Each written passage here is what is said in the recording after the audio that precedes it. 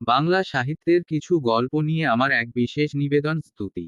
আপনারা শুনছেন স্তুতি, আমি সৌরভ বেজ আজ নিয়ে এসেছি আপনাদের জন্য একটি নতুন ঈশপের গল্প ছাগ শিশু ও ব্যাঘ্র। শুরু হচ্ছে আজকের গল্প ছাগ শিশু ও ব্যাঘ্র।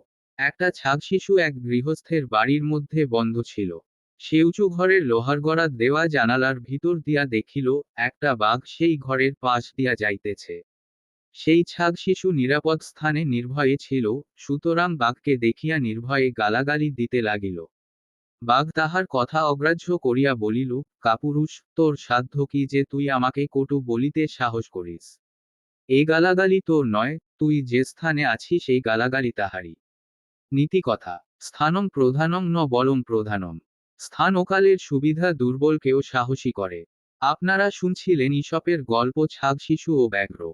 গল্প পাঠে সৌরভ বেজ। গল্পটা যদি ভালো লেগে থাকে তবে চ্যানেলটা সাবস্ক্রাইব করে পাশে থাকবেন এবং বন্ধুদের মধ্যে শেয়ার করবেন।